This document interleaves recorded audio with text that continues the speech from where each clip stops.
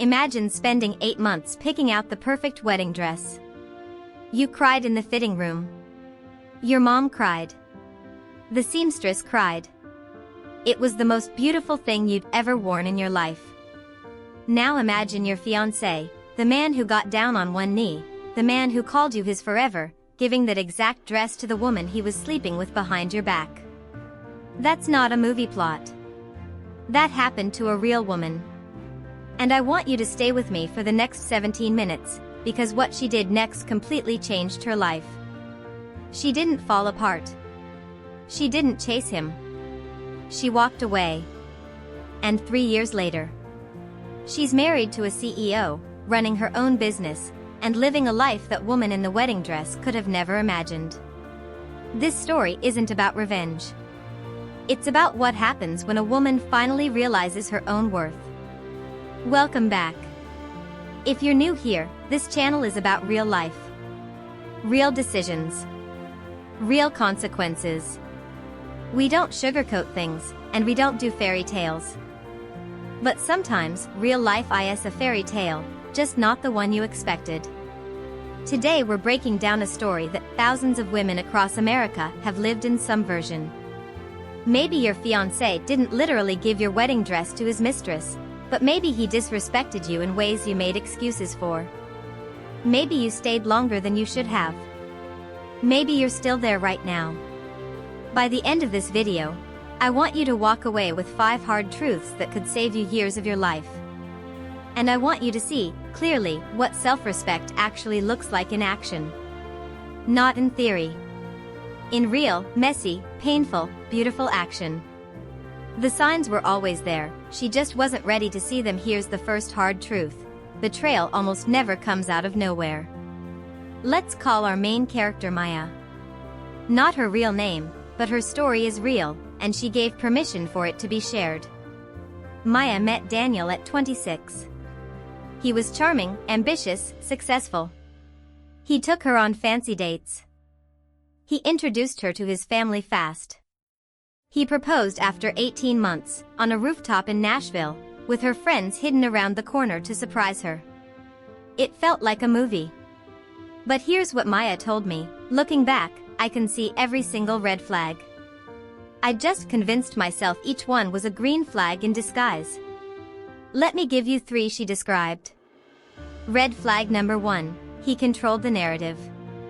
Whenever something made her uncomfortable, a text she saw, a cancelled plan, a night he came home late, he would flip it. Suddenly SHE was the problem for asking. SHE was insecure. SHE was too emotional. Does that sound familiar to anyone? That's called DARVO. Deny, attack, reverse victim and offender. It's a manipulation tactic so common that therapists have a name for it. And it works, especially on women who are empathetic and who love hard. Red flag number 2, his respect was conditional. When Maya looked good, performed well, agreed with him, he was amazing. But the moment she needed support during a hard time at work, he was distant. Distracted. Annoyed. Real love doesn't turn on and off based on your usefulness. Red flag number 3, he minimized her dreams. Maya wanted to start an event planning business. Every time she brought it up, Daniel had a reason why it wasn't the right time. Wait until after the wedding. Wait until we're more stable. You're good at your job, why risk it? She shrank herself for him. She made herself smaller so he could feel bigger. Now here's the question I want you to sit with. Are you making yourself smaller for someone who isn't even big enough to deserve it? Because the dress wasn't the problem. The dress was just the moment Maya couldn't look away anymore. Maya found out about the other woman 4 weeks before the wedding. Not from Daniel. Not from some big dramatic confrontation. She found out because the other woman, let's call her Tasha, posted a photo on Instagram. In Maya's dress. And it wasn't even cropped or filtered to hide it. Same dress. Same lace trim. Same sweetheart neckline. Just a different woman wearing it like it was hers. Because apparently to Daniel, it was. He had given Tasha the dress after Maya had it altered and paid for it in full. He told Tasha it was a gift. He told Maya the dress had been lost by the bridal shop.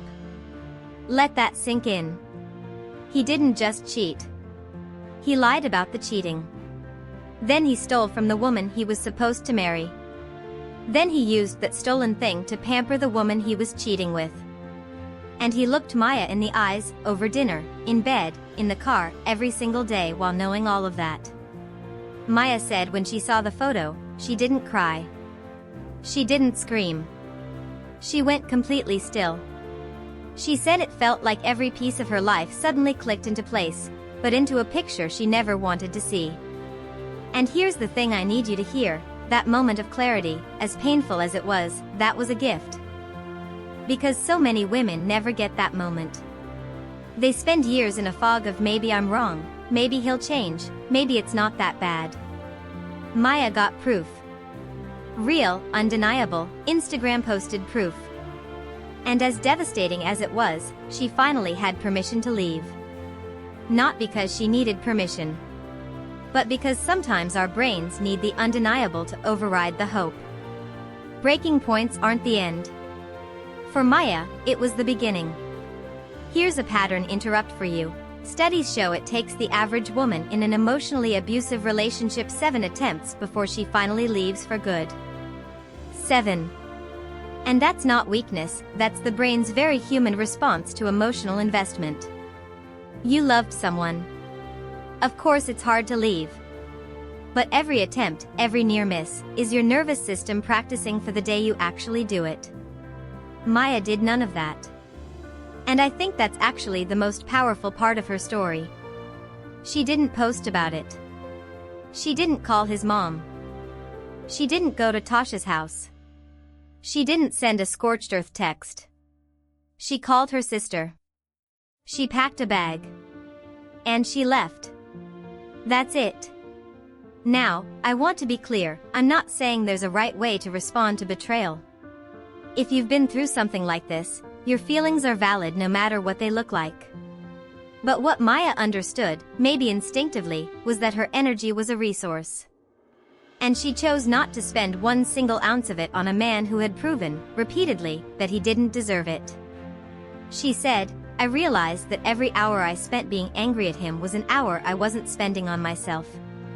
And I'd already given him enough hours. So what did she do instead? First, she got into therapy. Not because she was broken, but because she was smart enough to know that unprocessed pain doesn't disappear. It just moves. It becomes anxiety, or walls you build around yourself, or the next man you accidentally choose, just like Daniel. Second, she called her accountant. Because Maya had been so wrapped up in their future that she'd let her own finances get tangled with his. She untangled them. She opened her own accounts. She got clear on what she had and what she needed. Third, and this one's big, she gave herself permission to be in process. She didn't rush into a new relationship. She didn't try to prove anything to anyone. She let herself be a little lost for a while. And she said that was the most important thing she did. Here's a truth that American culture doesn't talk about enough: healing isn't linear. It's not a 10-step plan. It's not a glow-up montage set to a Fiancé song. It's messy. It's 2 steps forward, 1 step back. It's crying in the Target parking lot at 2 p.m. on a Tuesday. Maya met Marcus about 2 years after the wedding that never happened. She wasn't looking. She was in the middle of building her event planning business, the one Daniel had talked her out of for 3 years. She was booked solid for the spring. She had a team of 4 people. She was exhausted and excited and finally, truly herself. Marcus was a client. His company hired her firm to organize their annual retreat. They worked together for 6 weeks. He saw her in her element, confident, decisive, creative, in charge. And he was attracted to that woman. Not the woman who dimmed her light. Not the woman who apologized for taking up space. The woman who had rebuilt herself from the inside out. They dated for a year. He proposed. They got married in a small ceremony, no drama, no spectacle, just people who loved them, in a backyard in Tennessee. And here's the key thing. Maya told me that Marcus treats her completely differently than Daniel ever did. Not because Marcus is richer or more successful, but because Maya is different. She doesn't accept disrespect anymore. Not because she's defensive, but because she knows her value. And when you know your value, the wrong people just don't fit. They can't stay. It's like oil and water. This is the part nobody tells you about healing. When you do the real work on yourself, you naturally stop attracting the people who were using your wounds against you. You become a different signal. And you start receiving a different frequency back. Now listen, I know some of you are watching this and thinking that's nice, but that's not my life. Maybe you don't have a sister to call. Maybe leaving isn't simple, financially, logistically, emotionally. I hear you. And I don't want to oversimplify this.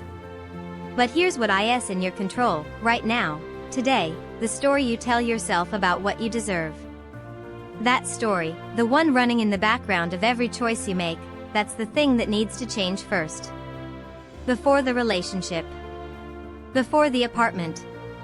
Before the anything. The internal story has to change. Because until it does, external changes won't stick. Alright. We're almost at the end, and I want to leave you with something practical. Not just a good story, but a tool you can actually use. I want you to answer these 5 questions honestly. Not out loud. Not in the comments. Just honestly, to yourself. Question 1. Does the person you're with make you feel more like yourself, or less? Not better or worse, more or less like you. The real you. The one you are when nobody's watching. If the answer is less, that's important information. Question 2. When you imagine your future with this person, do you feel expanded or contracted? Does the future feel bigger with them? More possible? Or does it feel like a box, safe maybe, but small? Question 3. When you have a win, a promotion, a compliment, a creative breakthrough, is this person genuinely happy for you? Not just tolerant. Not just yeah, good for you. Genuinely, warmly, delightedly happy. Because a partner who can't celebrate your wins is a partner who needs you to stay small. Question 4. How do you feel the day after you two have a disagreement? Do you feel heard and resolved, even if it took some work? Or do you feel confused, ashamed, somehow like the problem was you even when it wasn't? Question 5. If your best friend was in your exact relationship, described it to you exactly as it is, what would you tell her to do? We are so much clearer on other people's situations than our own. That's not weakness. That's love. We want to believe the best. But the advice you'd give your best friend. That's usually the advice you actually need. If you answered those questions and didn't like what came up, I want you to know that's okay. Awareness is the first step. You don't have to do anything with it today. But you can't unsee what you now see. And Maya. She couldn't unsee the photo of her dress. And that unseeing. It saved her life. Here's what I want to leave you with. We love stories about the glow-up. The revenge body. The upgrade. The girl who ends up with the CEO while the cheater watches from a distance. And look, I'm not going to pretend there isn't something deeply satisfying about that narrative. Because there is. But if that's all you take from Maya's story, you're going to be waiting for the wrong thing. You're going to be waiting for Marcus. And Marcus isn't the prize. Maya is. The real transformation in this story is that Maya stopped needing the relationship to define her value. She stopped waiting for Daniel to see what he had. She stopped shrinking. She stopped explaining herself. She stopped begging for basic decency. She decided, somewhere in that first painful, quiet week after she left, that she was worth more than what she'd been accepting. And she built her life around that decision. One small choice at a time. The business. The therapy. The letting herself be lost for a while. The refusing to rush. The saying yes to Marcus not because she was lonely, but because she was full, and he was worthy of what she had to offer.